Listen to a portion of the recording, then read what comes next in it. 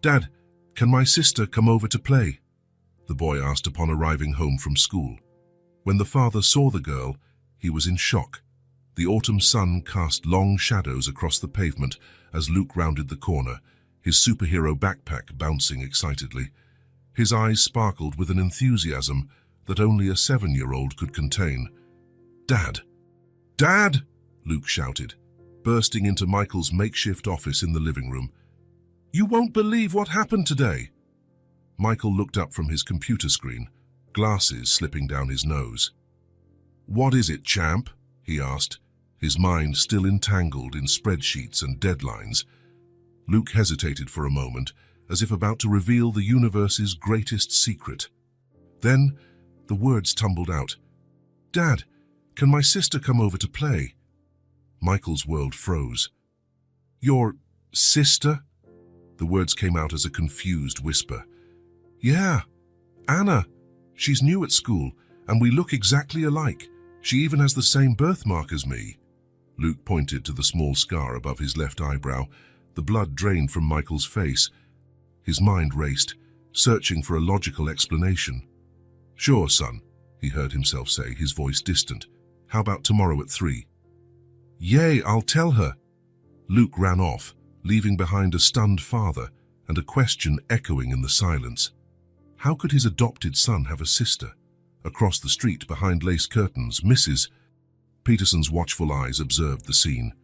She pressed her lips together, a secret too heavy to bear weighing on her chest. The clock on the wall seemed to move in slow motion. Michael glanced at it for the 100th time. 2:59 p.m. His heart hammered against his ribs, a mixture of anxiety and fear growing with each tick. The doorbell rang, shrill and relentless. Michael took a deep breath, trying to calm his nerves. It was just a coincidence, he told himself. It had to be. He opened the door, a forced smile on his face. The world stopped. Before him stood a 7-year-old girl, brown hair framing a face that mirrored Luke's. And there it was, the small scar above her left eyebrow. "Hi, mister." The girl smiled, her eyes the same eyes as Luke's, sparkling. "I'm Anna.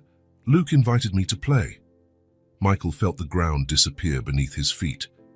Memories flooded his mind.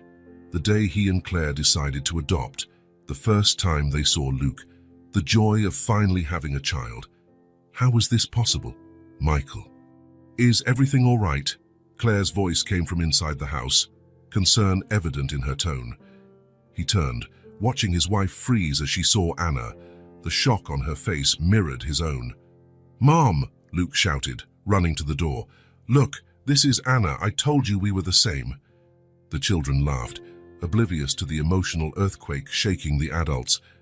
Across the street, Mrs. Peterson watched the scene unfold. Her hands trembled as she held a teacup. The porcelain slipped from her fingers, shattering on the floor, an echo of the secret that threatened to break apart. "Come in, kids," Michael heard himself say, his voice sounding strange to his own ears. He exchanged a look with Claire, a silent conversation passing between them. How to deal with this? What did this mean for their family? As the children ran to Luke's room, Michael noticed a woman approaching the house. She looked nervous, her eyes fixed on Anna. "Hello," she said, her voice trembling. "I'm Helen, Anna's mother. I think we need to talk." Michael nodded, a lump forming in his throat. He knew, in that moment, that their lives were about to change forever. The mystery behind the resemblance between Luke and Anna was just the tip of the iceberg. As Helen entered, the air grew heavy with unspoken secrets. Michael closed the door, knowing that when he opened it again, the world would be a different place. Across the street, Mrs. Peterson picked up the phone, her hands still shaking. "Hello, Dr. Evans. It happened." They met. Michael stared at the untouched cup of coffee in front of him, the cheerful sounds of the children playing upstairs contrasting with the palpable tension in the living room. Helen, sitting rigidly on the opposite sofa, seemed equally lost in thought. Claire, her eyes brimming with tears, held Michael's hand tightly. "Perhaps maybe," Claire began, her voice almost a whisper, "we should start from the beginning." Michael nodded, feeling the weight of memories. He closed his eyes, letting himself be transported 5 years into the past. The doctor's office was cold and impersonal. Michael held Claire's hand as Dr. Miller explained the test results. "I'm sorry," the doctor said, his voice compassionate, "but the chances of you conceiving naturally are extremely low." Claire stifled a sob, burying her face in Michael's shoulder. He held her tight, feeling his own heart break. In the weeks that followed, their house felt like a mausoleum of shattered dreams. Ultrasound pictures of friends were hidden away in drawers. Invitations to baby showers were politely declined. It was on a rainy night, while watching a documentary about children in orphanages, that the idea arose. "What if?" Claire began, hesitantly. Michael looked at her, seeing a spark of hope in her eyes for the first time in months. "What if we adopted?" she finished, her voice gaining strength. The idea took root, growing and flourishing in the days that followed. They researched, talked to friends who had adopted, visited agencies. The process was an emotional roller coaster, endless forms, invasive interviews, the anxiety of waiting for a call that could change their lives. And then, on a sunny spring afternoon, the phone rang. "Mr. and Mrs. Smith?" The social worker's voice sounded cheerful. "We have a baby boy. He's 3 months old and needs a home." Michael's heart raced. He looked at Claire, seeing his own nervousness and excitement reflected in her. 3 days later, they were at the adoption center, hearts pounding as the social worker brought a small bundle. "This is Luke," she said softly, placing the baby in Claire's trembling arms. The moment Michael saw Luke's little face, it was as if the entire universe made sense. The baby's curious eyes, the small scar above his left eyebrow. A crib accident, they were told. The tiny fingers that gripped Michael's finger with surprising strength. "Hello, son," Michael whispered, tears streaming down his face. The first few months were a blur of joy and exhaustion. Sleepless nights, endless diapers, and the constant wonder of watching Luke grow and develop. Each milestone was celebrated with enthusiasm. The first smile, the first tooth, the first wobbly steps. Michael and Claire documented everything, creating albums filled with precious memories. As Luke grew, his vibrant and curious personality blossomed. He was a whirlwind of energy, always asking questions, always exploring. It was on a quiet afternoon, while playing in the park, that Luke asked the question they knew would come eventually. "Dad, why don't I look like you and Mom?" Michael felt his heart clench. He and Claire had discussed how to approach the topic of adoption, but nothing prepared him for the actual moment. Gently, they explained to Luke about adoption, about how he was special and chosen, about how love makes a family, not just blood. Luke listened intently, asking occasional questions. In the end, he hugged his parents tightly. "I love you, Kim," he said simply. Back in the present, Michael opened his eyes, meeting Helen's gaze. She looked as if she had aged a decade during his narrative. "Our story is complicated," Helen began, her voice trembling. "But I think everyone deserves to know the truth." At that moment, the sound of breaking glass came from the kitchen. Everyone turned to see Mrs. Peterson standing in the doorway, shards of a bowl at her feet. "I'm so sorry," she said, tears streaming down her wrinkled face. "I couldn't keep this secret any longer." Michael felt the world spin. What secret could be so heavy? And how was Mrs. Peterson involved in all of this? As the afternoon wore on, Michael realized that the story of how he and Claire decided to adopt was just the beginning. The real mystery, the one that united everyone in that room, was about to be revealed. The silence that followed Mrs. Peterson's dramatic entrance was broken by the children's laughter from upstairs. The contrast between the innocence of those giggles and the palpable tension in the living room was almost painful. Michael stood up, helping Mrs. Peterson to sit down and quickly cleaning up the broken glass. Claire brought a glass of water for the elderly woman, who was visibly shaking. "Mrs. Peterson, Helen began, her voice a mixture of confusion and urgency. "What did you mean by, 'I couldn't keep this secret any longer'?" Before Mrs. Peterson could answer, The sound of hurried footsteps on the stairs interrupted the conversation. Luke and Anna appeared, breathless and smiling. "Dad, Mom!" Luke exclaimed, his eyes shining with excitement. "You won't believe it. Anna has the same birthmark as me. Look." The two children stood side by side, pointing to identical small marks on their right wrists. Michael felt the air leave his lungs as Claire stifled a sob. Helen stood up abruptly, her face pale. "Anna, honey, I think it's time for us to go." "But Mom," Anna protested, "Luke and I were playing detectives. We found so many things in common." Michael observed the children, noticing for the first time the numerous details that made them almost identical. The shape of their eyes, the way they frowned when upset, even the timbre of their voices. "Kids," Claire intervened, her voice trembling slightly, "how about you go play a little longer in the room? The adults need to talk." Reluctantly but obediently, Luke and Anna went back upstairs, their animated voices echoing through the house.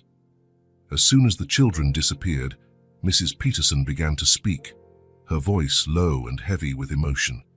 "7 years ago, my daughter Mary found out she was pregnant," she began, her eyes lost in painful memories.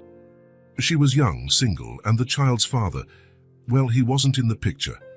Michael and Claire exchanged perplexed glances, while Helen seemed to be on the verge of collapse.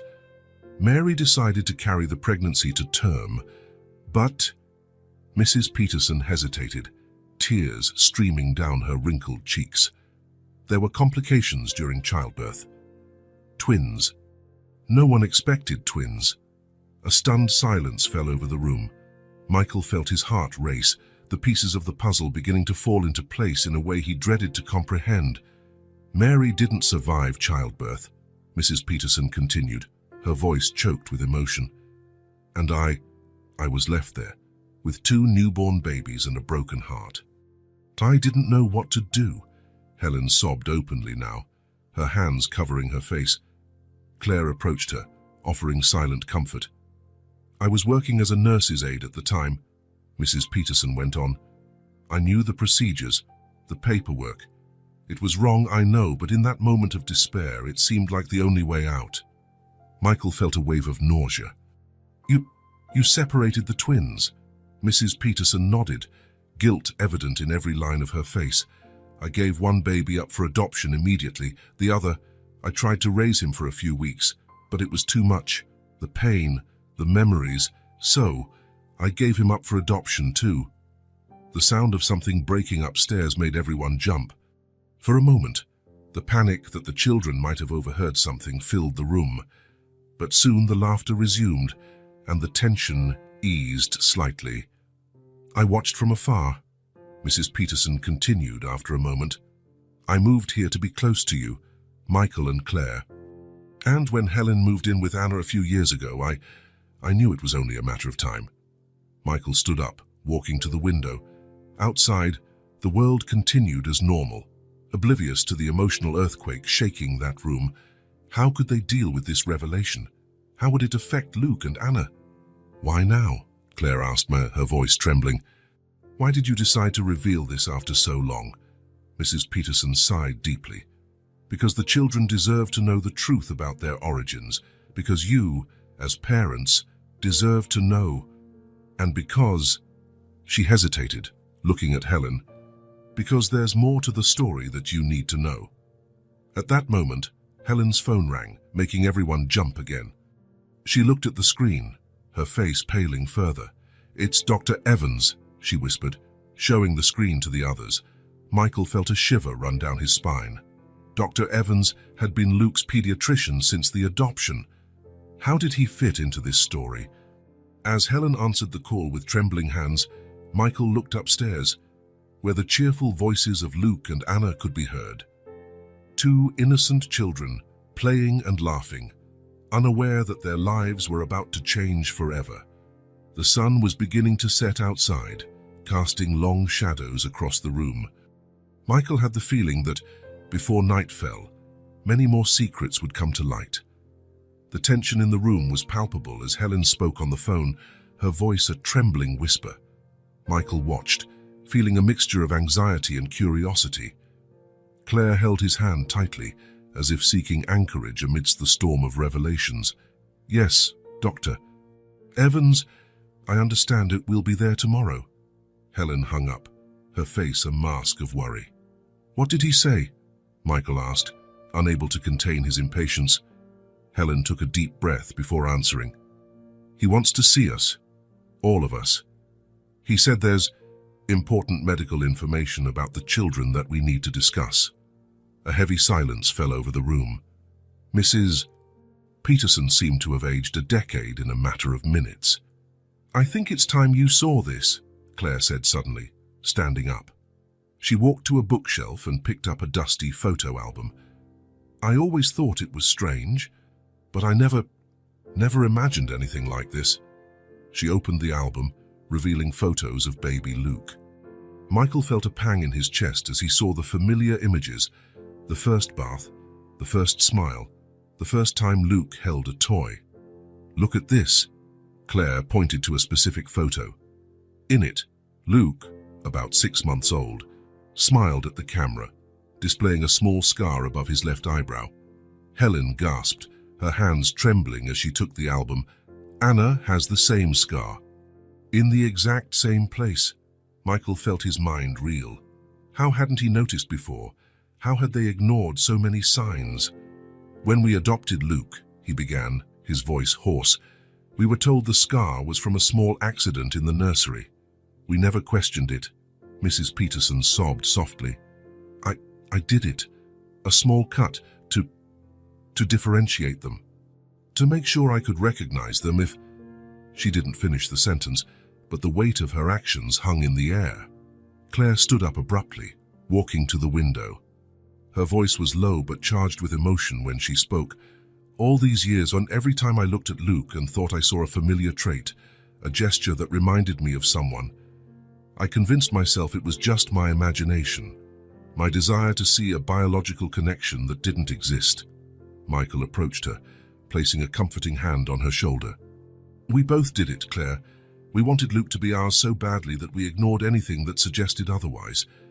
Helen leafed through the photo album, silent tears streaming down her face. "Anna, she always asked about her biological family. I always said I didn't know anything, that she had been left at the orphanage with no information. But now..." The sound of children's laughter echoed again from upstairs, a painful reminder of the innocence that was about to be shattered. Michael turned to Mrs. Peterson, a question burning in his mind. "Why did you watch us all these years? Why didn't you say anything before?" The elderly woman lowered her gaze, guilt evident in every line of her face. "At first, it was fear. Fear of the legal consequences. Fear of losing the only pieces I had left of Mary. Then, it was cowardice. Every year that passed made it harder to reveal the truth." A sudden sound of footsteps on the stairs made everyone jump. Luke and Anna came down, their faces animated. "Mum, Dad!" Luke exclaimed. "Look what we found in the attic." He held an old shoebox covered in dust. Michael recognized it immediately. It was where they kept old documents, including Luke's adoption papers. "What were you doing in the attic?" Claire asked, trying to keep her voice calm.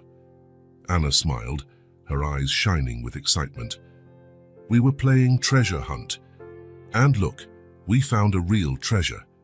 Before any adult could react, Luke opened the box, scattering papers across the living room rug.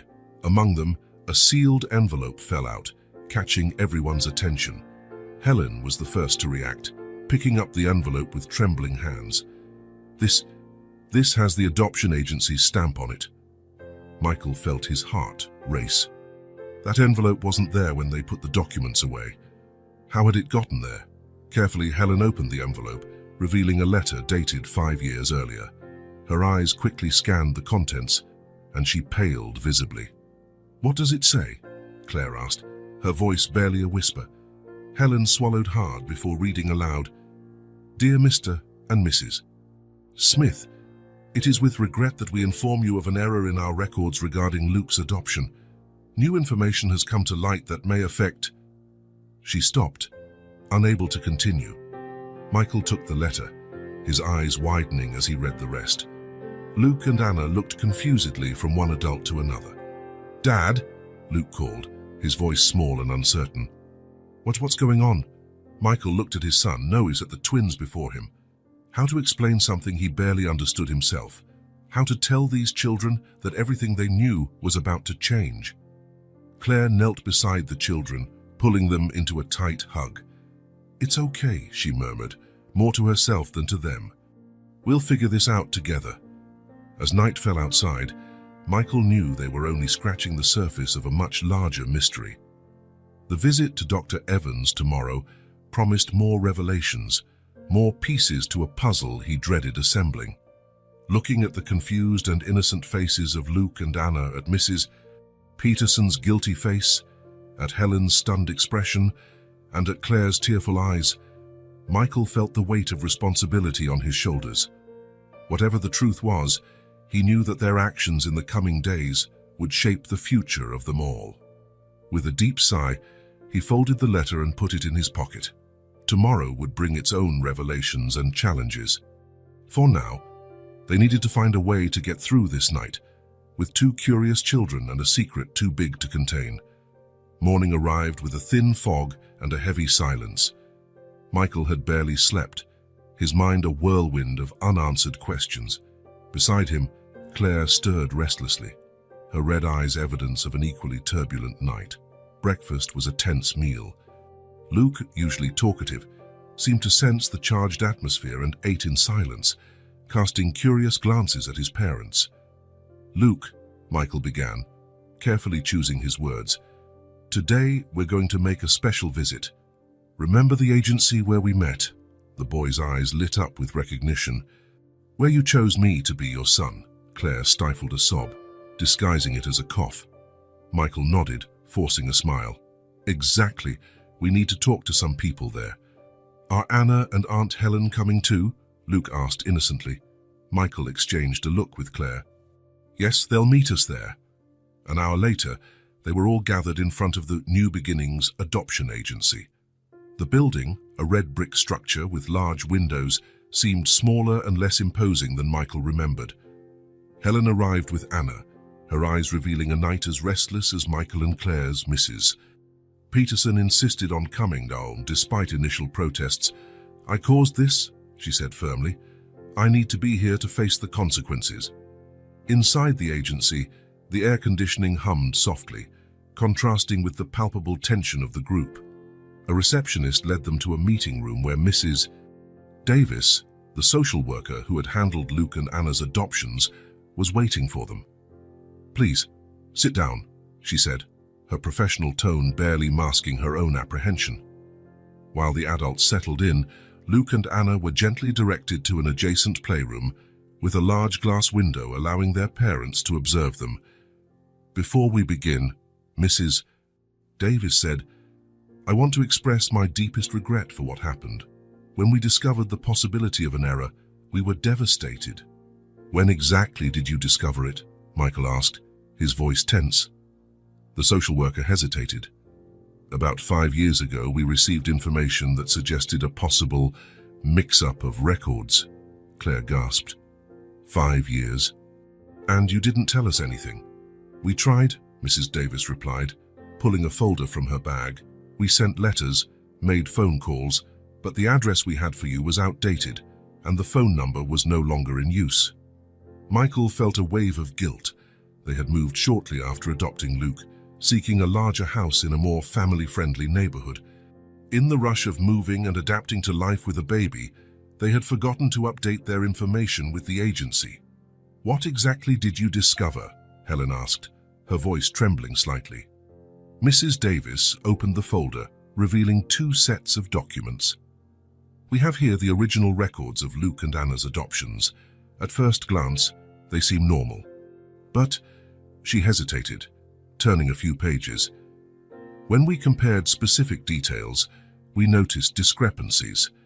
She pointed to birth dates, blood types, and other medical details that, while slightly different in the records, were identical when compared side by side. "How could this happen?" Claire asked, her voice barely a whisper. It was at this moment that Mrs. Peterson, who had remained silent until then, intervened. "It was my fault," she said, her voice trembling. I tampered with the records." All eyes turned to her, a mixture of shock and disbelief. "I worked here as an administrative assistant at the time," Mrs. Peterson continued, tears streaming down her wrinkled face. "When my daughter died in childbirth, leaving the twins, I panicked. I couldn't take care of 2 children on my own, but the idea of separating them broke my heart." She paused, taking a deep breath before continuing. "So, one night, I came back to the agency. I altered some records, created different backstories for each baby. At first, I thought I was protecting them, giving them a chance at a better life." The silence that followed was deafening. Michael felt as if the ground had disappeared beneath his feet. The entire story he believed about Luke's origin, about his own journey to becoming a father, was crumbling. Helen was the first to break the silence. "Why now? Why after all this time?" Mrs. Peterson looked at the glass window, where Luke and Anna were playing, oblivious to the drama unfolding. "Because they deserve to know the truth. Because you deserve to know. And because—" she hesitated. "Because I'm getting old, and I don't want to take this secret to my grave." Mrs. Davis cleared her throat, clearly uncomfortable. "This is, well, it's an unprecedented situation. Legally, we have to report this to the appropriate authorities." Michael felt a chill run down his spine. "What does this mean for Luke? For Anna?" "Honestly, I don't know," the social worker admitted. "Technically, the adoptions were based on false information. But you've raised these children for years, formed bonds." Claire stood up abruptly, walking to the window. She watched Luke and Anna for a long moment before turning around, her eyes shining with determination. "They are our children. No matter what some paper says, no matter how they came to us, we love them, we raised them. That has to count for something." Helen nodded vigorously, joining Claire. "Anna is my daughter. I chose her, loved her from the first moment. I won't give her up." Michael stood up, placing a hand on Claire's shoulder. "What do we do now?" Mrs. Davis sighed. "First, we need to do DNA tests to officially confirm that Luke and Anna are siblings. Then, we'll have to navigate a complex legal process to determine the next steps." Mrs. Peterson sobbed softly. "I'm so sorry. So sorry. If I could go back." Michael gently interrupted her. "The past can't be changed. What matters now is how we move forward." He looked at Luke and Anna, feeling a mixture of overwhelming love and fear of the future.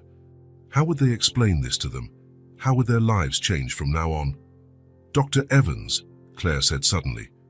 "He called yesterday, remember? He said he had important information about the children." Mrs. Davis frowned.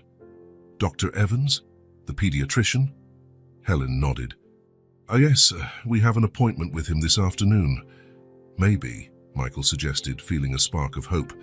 "He has more pieces of this puzzle. Maybe he can help us better understand what happened and what lies ahead."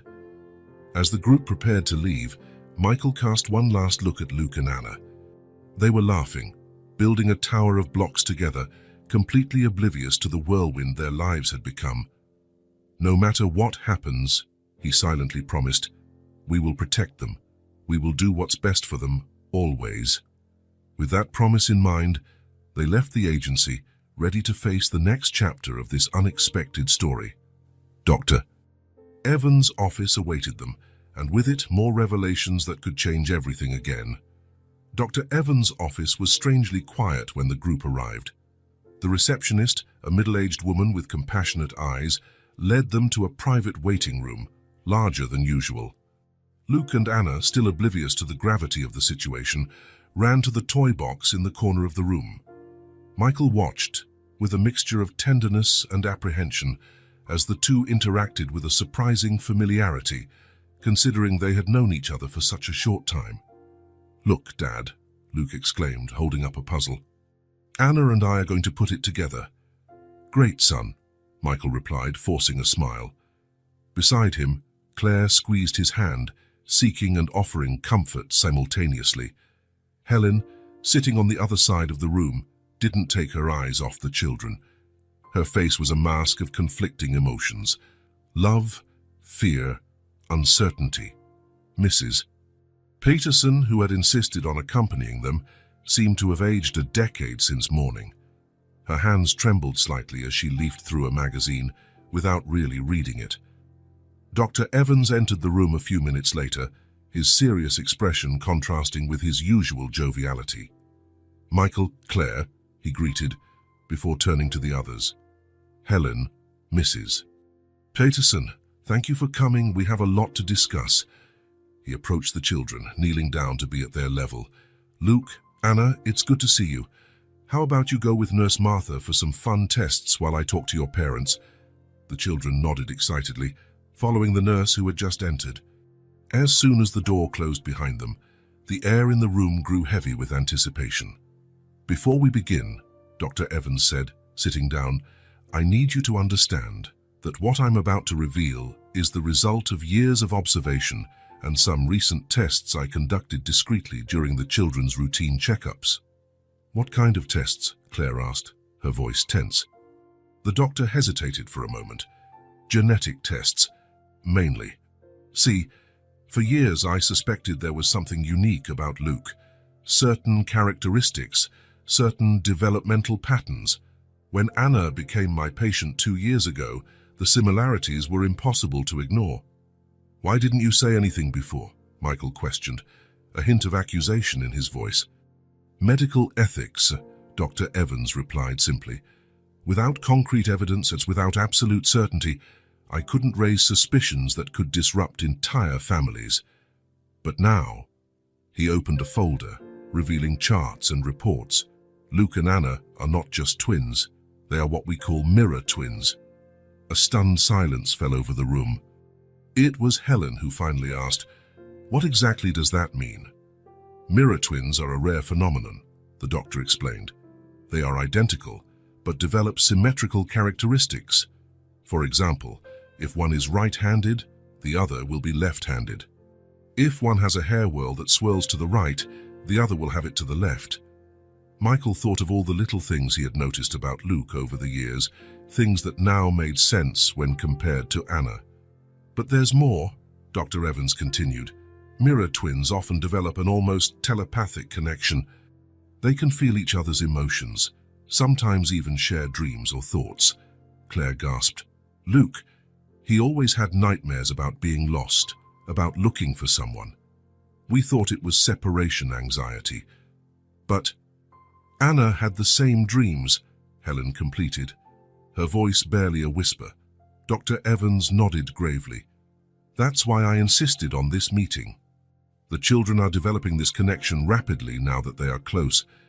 It's crucial that we understand and support this bond." Mrs. Peterson, who had been silent until then, sobbed softly. "I didn't know. When I separated them, I had no idea." The doctor turned to her, his expression softening. "No one could have predicted this, Mrs. Peterson.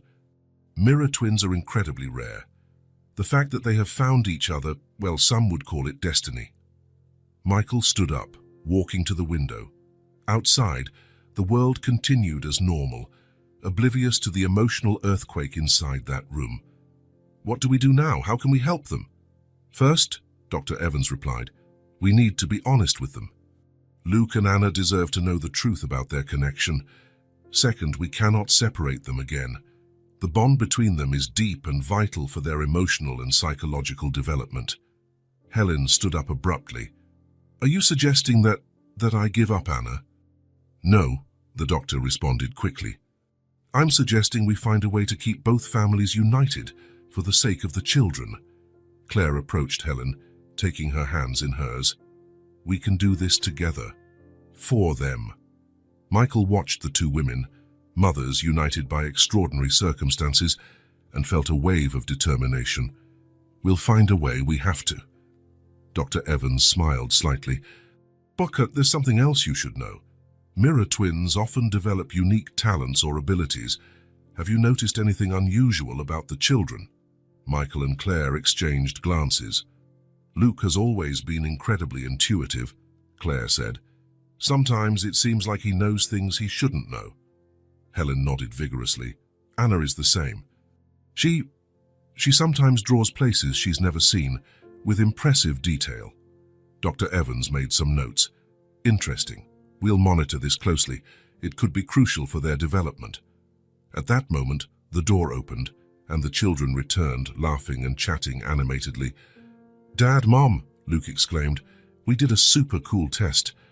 We had to guess which card Nurse Martha was thinking of." Anna agreed enthusiastically. "It was amazing. It was like we could hear each other's thoughts." The adults in the room exchanged significant glances, a mixture of wonder and concern on their faces. The children already knew, or at least suspected, their unique connection. Michael knelt down, hugging Luke and Anna. "You are very special, yes, and we have a lot to talk about." As the group prepared to leave, Dr. Evans stopped them for a moment. "Remember, whatever you decide, Luke and Anna's well-being must come first. They have an extraordinary bond, something that should be nurtured and protected." Leaving the office, Michael felt the weight of responsibility on his shoulders. The day's revelations had changed everything, but one thing was certain. The love for those children was the foundation upon which they would build the future, no matter how complicated it might be. The afternoon sun cast long shadows as the group left Dr. Evans' office.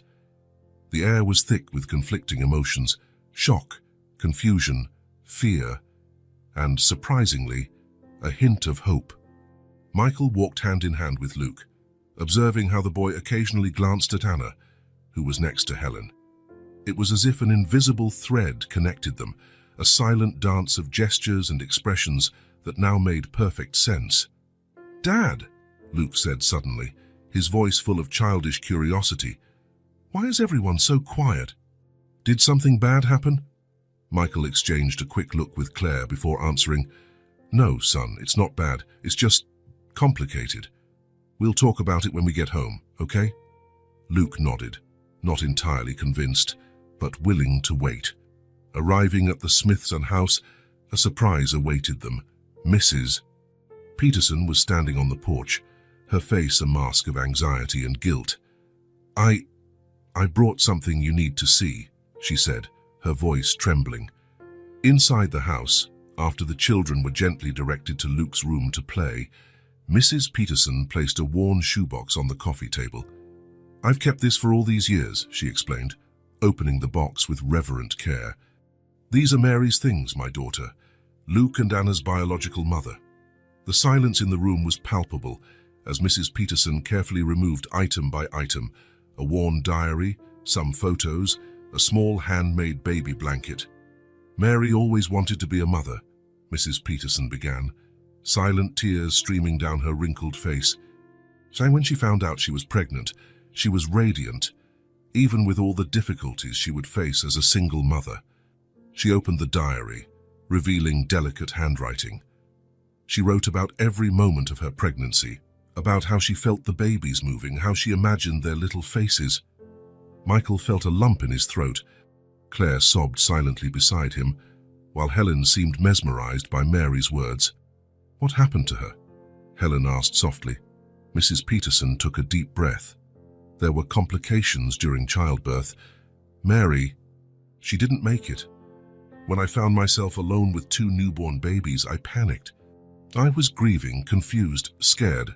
She paused, struggling to control her emotions before continuing. "I worked at the adoption agency at the time.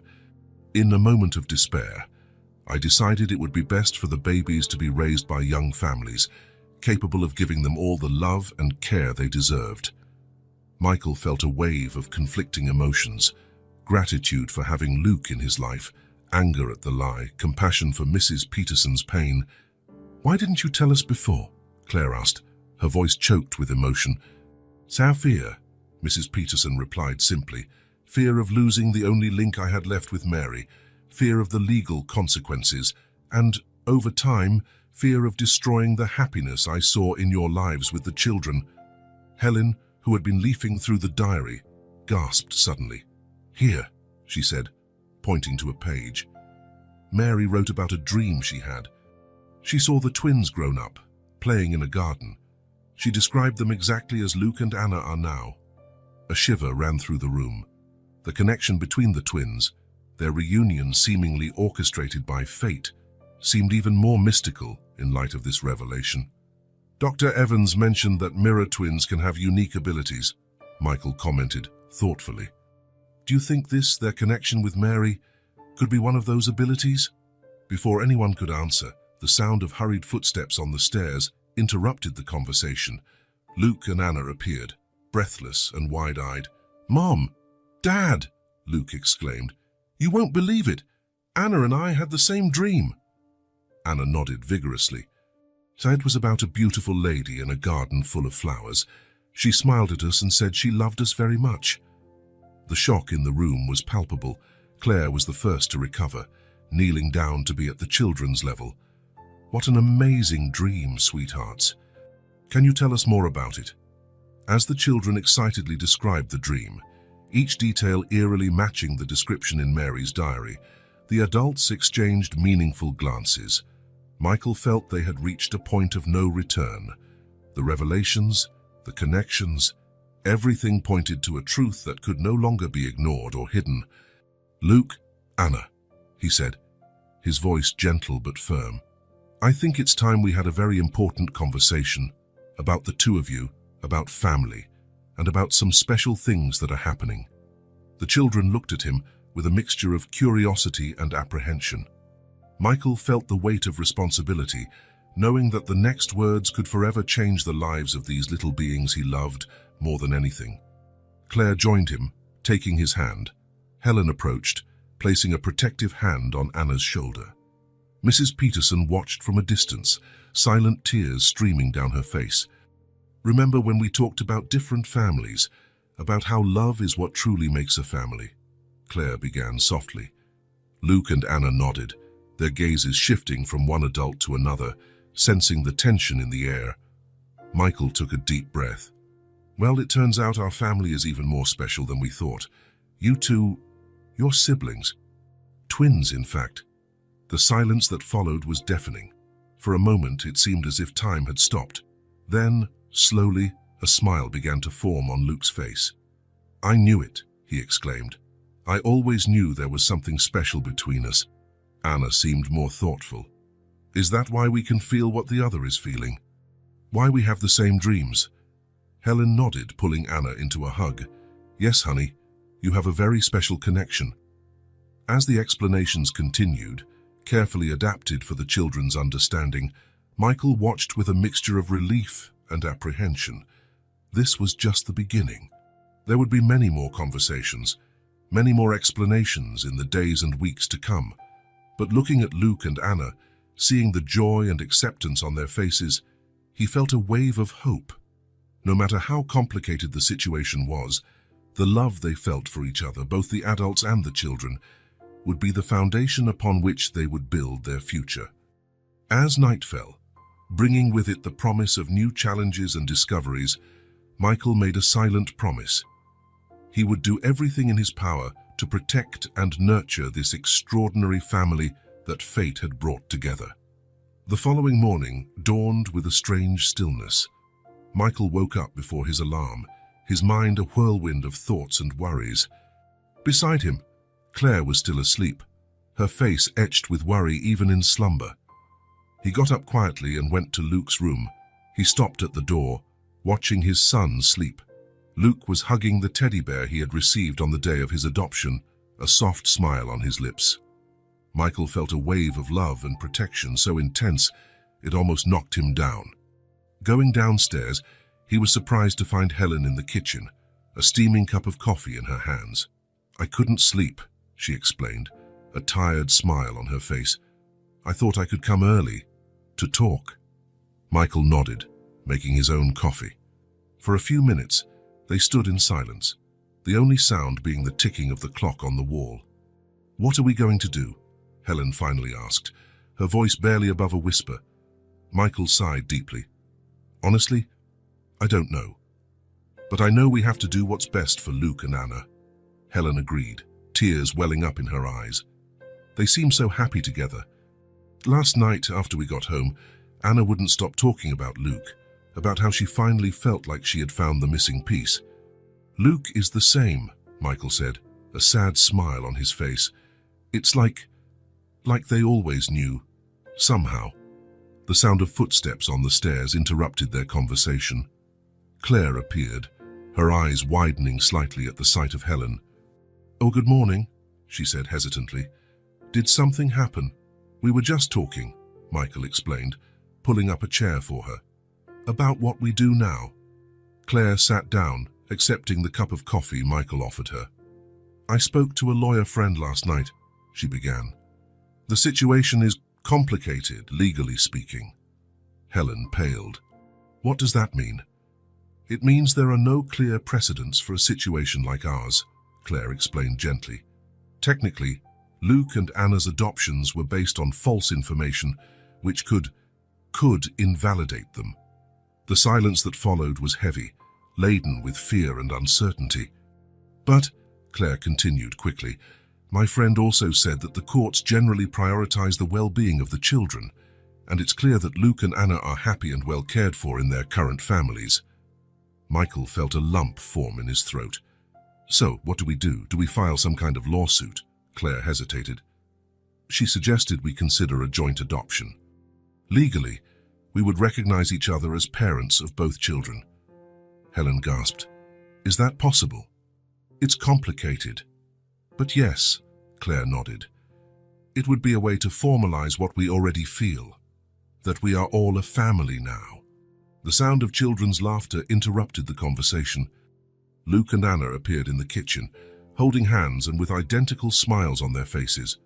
"Good morning," they said in unison, bringing smiles to the adults' faces despite the tension. "Did you sleep well, honey?" Michael asked, pulling Luke into a hug. The boy nodded enthusiastically. "Yes, Anna and I had the same dream again." Helen raised an eyebrow. "The same dream as yesterday?" Anna shook her head. "No, a new one. We were all together in a big house with a huge garden. It was so real." The adults exchanged knowing glances. The connection between the twins seemed to be strengthening every day. "What a wonderful dream," Claire said, her voice soft. "First, how about we all have breakfast together and then talk a little?" While the children ate pancakes and chatted excitedly about their plans for the day, the adults exchanged worried glances. How to explain the complexity of the situation to such young minds? After breakfast, everyone gathered in the living room. Michael felt his heart race, knowing that the next words could change everything. "Luke, Anna," he began, carefully choosing his words, "remember what we talked about yesterday about you being siblings?" The children nodded, their eyes shining with excitement. "Well," Claire continued, "there are more things we need to tell you. Things about how you came to be in our families." For almost an hour, the adults gently explained about adoption, about Mary, about the mistakes and decisions that had led to that moment. They simplified where they could, but strived to be honest. Luke and Anna listened attentively, occasionally asking questions that demonstrated a surprising understanding for children so young.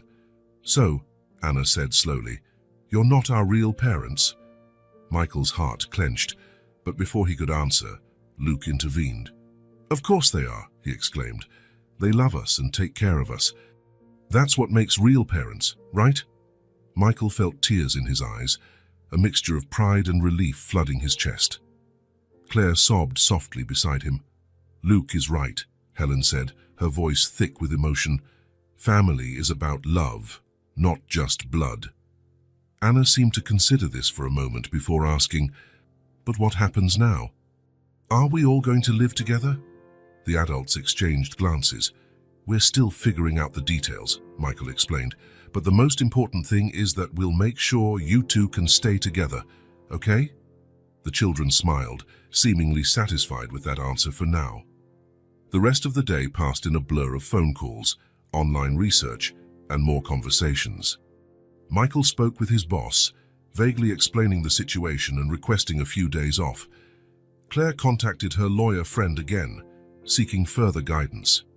That evening, after Luke and Anna finally fell asleep, together, in Luke's room, refusing to be separated, the adults gathered again in the living room. "I received a call from Dr. Evans this afternoon, Helen said, breaking the silence. He wants to do some more tests on the twins, something about mapping the extent of their connection. Michael nodded.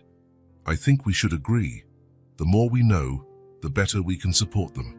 Claire sighed deeply. My lawyer friend suggested we file for joint custody as soon as possible. She thinks that, given the unique circumstances, a judge will likely look favorably upon our situation. And Mrs. Peterson? Helen asked softly. Michael felt a pang of guilt. Amidst the chaos, they had almost forgotten about the elderly woman who had triggered all of this. I'll talk to her tomorrow, he decided. She's the children's grandmother after all. We need to find a place for her in this new family configuration. As the night wore on, the three continued to plan and discuss. There were still many uncertainties, many obstacles to overcome. But one thing was clear: the love they felt for Luke and Anna, and the desire to do what was best for them, would be their guide through this uncharted territory. When they finally said goodnight, exhausted but determined, Michael paused for a moment at the children's bedroom door. Luke and Anna slept peacefully, their hands intertwined even in sleep. The sight reinforced his resolve. No matter what the future held, they would face it together, as a family. An unconventional family, certainly, but a family united by love and the extraordinary journey that had brought them there. Morning arrived with a soft mist, enveloping the neighborhood in an ethereal cloak. Michael watched from the kitchen window, a forgotten cup of coffee in his hands, as he waited for Mrs. Peterson's arrival. The previous night had been long, filled with tense conversations and uncertain planning with Claire and Helen. The soft chime of the doorbell pulled him from his thoughts. Opening the door, Michael was greeted by Mrs. Peterson's wrinkled and anxious face. "Please, come in," he said, gently guiding her to the living room where Claire, Helen, and the children were already waiting. Luke and Anna, sitting side by side on the sofa, looked curiously at the elderly woman. There was a glimmer of recognition in both their eyes, as if they were seeing a familiar person after a long time. "Good morning, everyone," Mrs. Peterson said, her voice trembling. She held an old wooden box against her chest, as if it were a protective talisman. Claire approached, offering a cup of tea. "Thank you for coming, Mrs. Peterson. We know this must not be easy for you." The elderly woman nodded, accepting the tea with slightly trembling hands. I have something to show you. Something I should have shared a long time ago." Carefully, she opened the wooden box, revealing a collection of yellowed letters, old photographs, and a small leather-bound diary. "These were Mary's, my daughter, Luke and Anna's mother," she explained, her voice choked with emotion. The children leaned forward, curious. "Our mother?" Anna asked softly. Mrs. Peterson nodded, tears welling up in her eyes. "Yes, dear, your biological mother." With gentle hands, she took a photograph from the box. In it, a young woman smiled radiantly, her hands resting on a visibly pregnant belly. "This is Mary," Mrs. Peterson said, passing the photo to the children. "She was so happy when she found out she was pregnant with you." Luke and Anna examined the photograph with fascination. "She looks like the lady from our dream," Luke murmured, receiving an enthusiastic nod from Anna. Michael and Claire exchanged surprised glances, while Helen leaned in for a closer look at the image. "There's something you need to know," Mrs. Peterson continued, her voice gaining strength. "Something I've hidden for all these years out of fear and shame." She opened the diary, turning the pages until she reached a specific entry. Mary had a special gift. She could see things that hadn't happened yet. The silence in the room was palpable. Michael felt a shiver run down his spine, remembering Dr. Evans' words about the unique abilities of mirror twins. The day before she gave birth, Mrs. Peterson continued, her voice trembling, Mary had a vision. She saw you two, Luke and Anna, grown up and happy. But ye separated. She passed the diary to Claire, who read aloud. "I saw my babies, so beautiful and grown. They were happy, but apart. I know I won't be there to raise them. But they will find their way back to each other. It is destiny. Helen gasped, covering her mouth with her hands. Michael felt his heart clench, the reality of the situation hitting him with full force. When she left us, Mrs. Peterson continued, tears now flowing freely down her face, I panicked. Her vision, the idea of separating the babies, it felt wrong, but I couldn't afford to raise 2 newborns on my own. She paused, taking a deep breath before continuing. So I did something terrible. I used my position at the adoption agency to ensure the twins went to different families. I convinced myself I was fulfilling the destiny Mary had foreseen. The silence that followed was deafening. Michael felt a mixture of emotions, anger at the deception, compassion for Mrs. Peterson's pain, and gratitude for having Luke in his life. It was Anna who broke the silence. So, you're our grandma? Mrs. Peterson nodded, sobbing softly. Yes, dear, I'm your grandmother. Luke stood up and walked over to the elderly woman. To everyone's surprise, he hugged her. It's okay, Grandma, don't be sad, we're together now. Anna joined the hug, and for a moment, time seemed to stand still. The scene was a mixture of pain and healing, of secrets revealed and forgiveness offered, with the innocence that only children possess. Michael felt Claire squeeze his hand, silent tears streaming down both their faces. Helen watched, an expression of shock and understanding slowly forming on her face. When the hug finally broke, Mrs. Peterson looked years younger, as if a great weight had been lifted from her shoulders. I'm so sorry, she said, looking at the adults. I know what I did was wrong. I'll understand if you can't forgive me, but I ask that you don't deprive the children of knowing their history, their heritage. Claire was the first to speak. Mrs. Peterson, what you did was complicated. But look at Luke and Anna. They are happy, healthy, and now reunited. Maybe everything happened as it should. Michael nodded slowly. I can't say I condone your actions, but I understand the fear and pain that motivated you. And I can't deny that I'm eternally grateful for having Luke in my life. Helen, who had remained silent until then, finally spoke. I think we all have a lot to process. But one thing is clear. Luke and Anna deserve to know their story, their biological family. And that includes you, Mrs. Peterson. The children, who had returned to the sofa, watched the scene with a mixture of curiosity and concern. What happens now? Luke asked, his voice small but resolute. Michael knelt in front of the twins, taking a hand of each. Now, we'll figure it out together. We'll learn more about your mother, about the special gift you seem to have inherited from her, and we'll find a way to all be a family. Claire joined him, followed by Helen. It may be a different kind of family than we're used to, she added, but it will be our family. Mrs. Peterson watched the scene, tears of relief and gratitude in her eyes. Can I be a part of this? She asked hesitantly.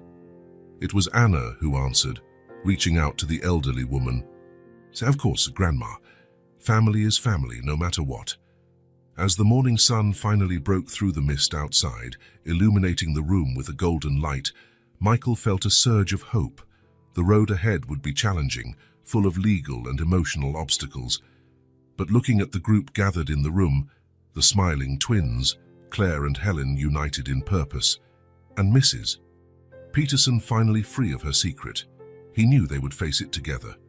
The journey that had begun with a simple question, Dad, can my sister come over to play, had transformed into something much larger. It was a story of loss and reunion, of secrets and truths, and above all of the transformative power of family love. As the conversations continued, plans being made and memories shared, Michael knew this was just the beginning of a new chapter in their lives, a chapter written not by fate or visions of the future, but by the choices they would make together as the extraordinary family they had become. The weeks that followed Mrs. Peterson's revelation were a roller coaster of emotions and challenges. The Smiths' house had become the epicenter of a family revolution, with Helen and Anna practically moving in as they tried to navigate the complexities of their new reality.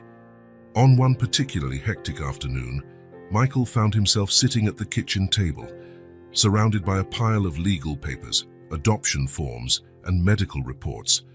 Claire was on the phone with her lawyer friend, while Helen leafed through a thick book on family law. "So the judge agreed to hear our case next week," Claire announced, hanging up the phone. "Tony seems intrigued by our unique situation." Michael nodded, rubbing his tired eyes. "And what exactly are we going to propose? Joint custody?" Helen looked up from her book. "Technically, we're asking for a cross-adoption. Michael and Claire would legally adopt Anna, while I would adopt Luke. That way, we would all have legal rights over both children." "It's complicated," Claire sighed, "but it's the best way to ensure that Luke and Anna can stay together without any of us losing our parental rights." The sound of children's laughter coming from the backyard drew everyone's attention. Through the kitchen window, they could see Luke and Anna playing happily, with Mrs. Peterson sitting in a nearby chair, watching with a serene smile. "At least they seem to be handling all of this well," Michael commented, a soft smile playing on his lips. Helen nodded. "They're amazing. Last night, Anna told me she feels like she's gained not just a brother, but a whole extra family." Luke said something similar, Claire added. "He asked me if we could draw a picture of our big, happy family to hang on the wall." The tender moment was interrupted by the ringing of the phone. Michael answered, immediately recognizing Dr. Evans' voice. "Michael, I have the results of Luke and Anna's latest tests," the doctor said, a tone of excitement in his voice. "You need to see this. Can you come to my office tomorrow?" After confirming the time, Michael hung up, a mixture of anxiety and curiosity on his face. "Dr. Evans wants to see us tomorrow. He said he has important results to share." The next morning, the group gathered at Dr. Evans' office. Luke and Anna were taken by a nurse for some fun games, while the adults settled into the doctor's consultation room. "What we've discovered is fascinating," Dr. Evans began, spreading charts and images across his desk. "The connection between Luke and Anna goes beyond anything I've ever seen in twins." He pointed to a series of brain scans. "See these areas here? They light up identically in both children. Even when they're separated, it's as if their brains are synchronized." "What does that mean in practice?" Helen asked, leaning in to examine the images. "Well, it explains the shared dreams, the ability to feel each other's emotions," the doctor elaborated. "But there's more. We believe that Luke and Anna may have inherited their biological mother, Mary's gift of clairvoyance." A stunned silence fell over the room. Michael felt Claire squeeze his hand while Mrs. Peterson gasped softly. "Clairvoyance?" Michael repeated, incredulous. "You mean they can see the future?" Dr. Evans made a calming gesture with his hands. "Not exactly. It's more like a highly sharpened intuition, an ability to sense future possibilities. And in their case, this ability seems to be amplified by their twin connection." "This explains so many things," Mrs. Peterson murmured, tears in her eyes. "Mary always knew she wouldn't be here to raise her children. She saw it." The doctor nodded compassionately. "The most important thing now is to support Luke and Anna as they develop and learn to manage these abilities. They'll need guidance, understanding, and above all, love." When the children were brought back, their faces were animated. "Dad, Mom," Luke exclaimed, "we did a super cool test. We had to guess which card the nurse was thinking of." Anna agreed enthusiastically. "It was amazing. It was like we could hear each other's thoughts." The adults exchanged knowing glances, a mixture of wonder and concern on their faces. In the days that followed, the family focused on preparing for the court hearing. The house was an organized chaos of documents, neatly pressed clothes, and frayed nerves. On the eve of the hearing, everyone gathered for a special dinner. The dining room table, extended to its full length, barely accommodated the group. Michael, Claire, Helen, Luke, Anna, Mrs. Peterson, and even Dr. Evans, who had become an integral part of their lives. As they enjoyed the meal, the conversation flowed naturally, punctuated by laughter and shared stories. It was as if, despite all the complications and challenges, they had finally found their rhythm as a family. You know, Luke said suddenly, in the middle of a lull in the conversation, I had a dream last night. All the adults turned to him, attentive. I saw all of us in a big house with a huge garden, he continued, his eyes shining. We were happy, all together. Anna nodded vigorously. I saw the same thing, and there was a sign in front of the house that said, The Smith-Johnson Home. Helen choked on her wine, while Claire and Michael exchanged surprised glances. Johnson was Helen's last name. It's a beautiful dream, dears, Mrs. Peterson said softly, tears in her eyes. Your mother would be so proud of you. Dr. Evans watched the scene with barely concealed clinical interest. Fascinating, he murmured. The synchronicity between them is truly remarkable. Later, after the children had gone to bed, the adults gathered in the living room, each with a glass of wine in hand. I'm nervous about tomorrow, Helen admitted, breaking the silence. Claire reached out, squeezing Helen's shoulder reassuringly. We all are, but we'll face it together. Michael nodded, raising his glass in a toast. To our unconventional but love-filled family. Everyone raised their glasses, the clinking of glass echoing in the quiet room. The following morning, the courtroom was packed. Friends, neighbors, and even a few reporters, the story of the separated and reunited twins had leaked to the local press, crowded the benches. The judge, a middle-aged man with kind eyes, listened attentively as the family's lawyer presented their unique case. Luke and Anna, sitting between their parents, held each other's hands, their little faces serious and attentive. After what seemed like an eternity, the judge finally spoke. In my 30 years on the bench, he began, I've never seen a case quite like this. But I've also never seen a family so determined to do what's best for their children. He paused, looking directly at Luke and Anna. You two are very special, you know. Not just because of your unique connection, but because you have so many people who love you.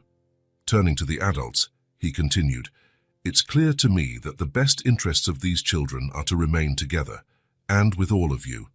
Therefore, I'm approving the cross-adoption and joint custody. The room erupted in applause and tears of joy.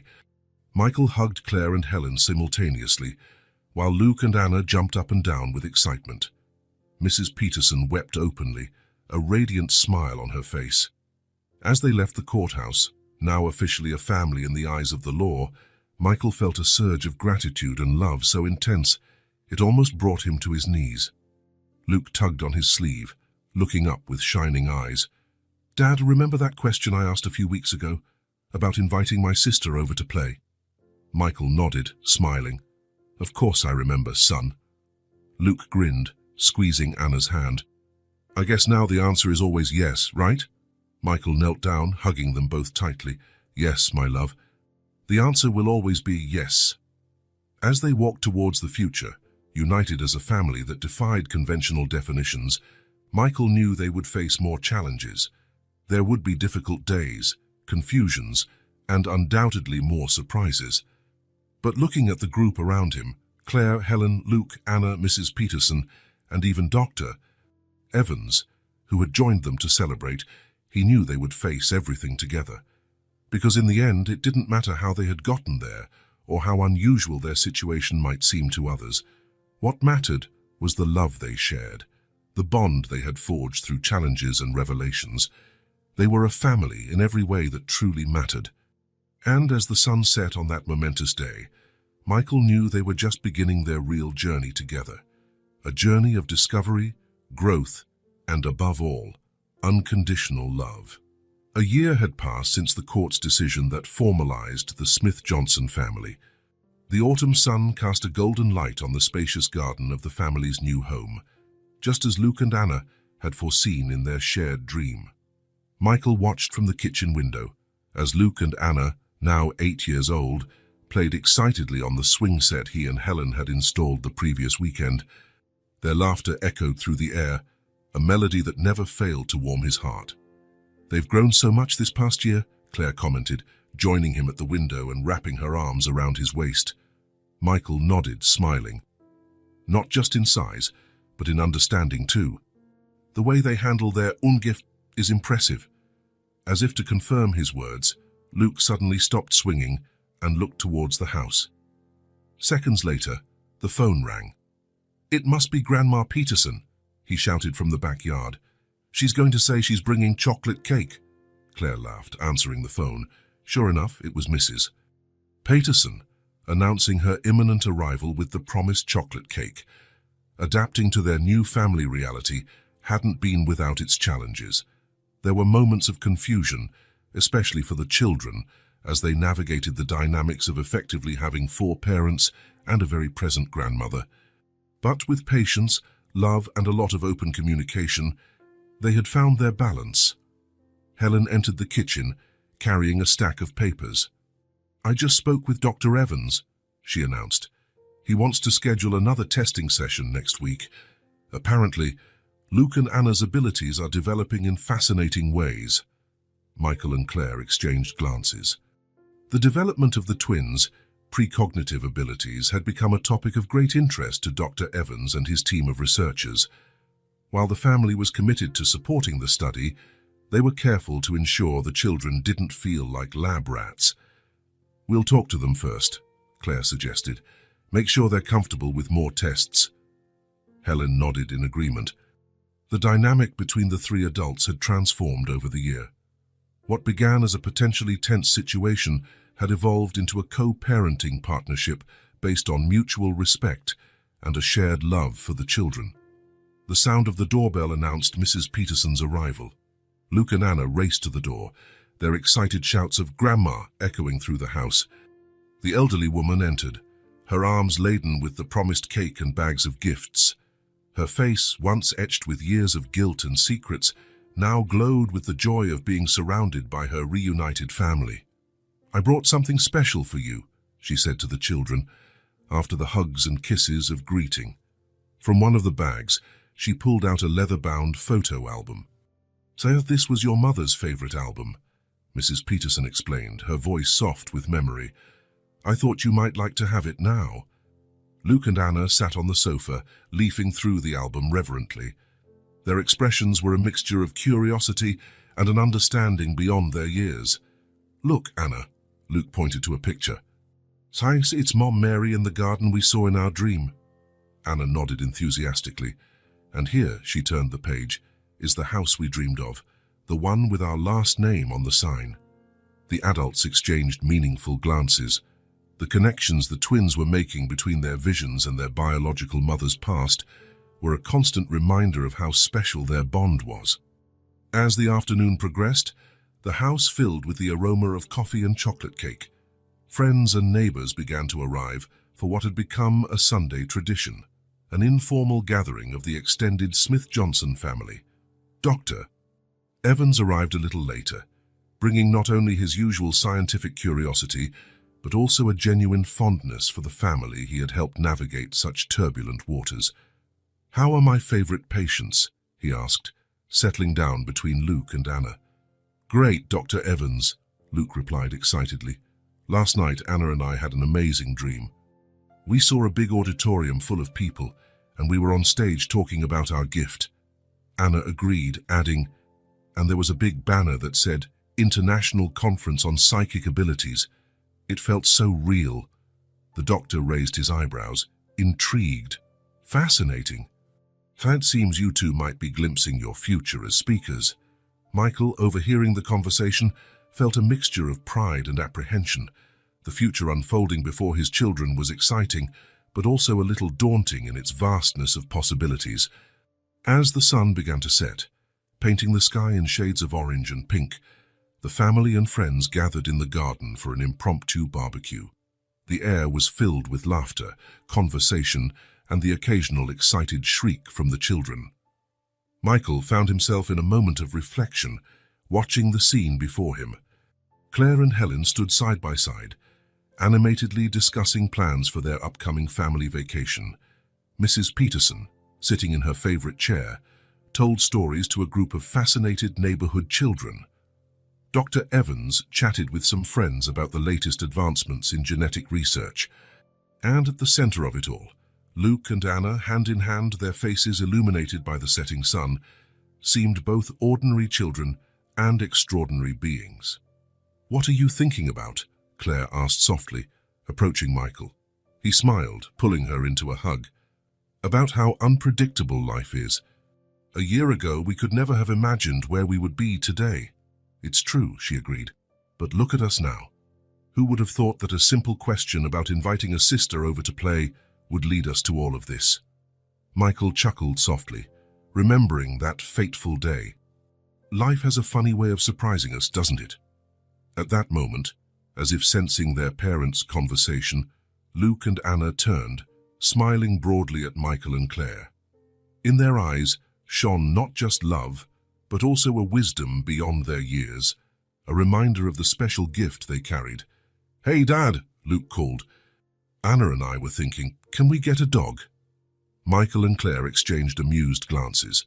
Some things, it seemed, would never change, no matter how extraordinary their family became. "We'll talk about it," Michael replied, laughing. As night fell gently over the garden, enveloping the family in its gentle embrace, Michael felt a deep sense of gratitude. The path that had brought them here had been winding and often difficult, but the outcome, this unique, loving and extraordinary family, was worth every moment. The future, with all its unknowns and possibilities, awaited. But Michael knew that, together, they could face anything that came their way. Because in the end, it wasn't blood or special gifts or even legal papers that defined their family. It was love, pure, simple, and unconditional. And that, Michael knew, was the greatest gift of all.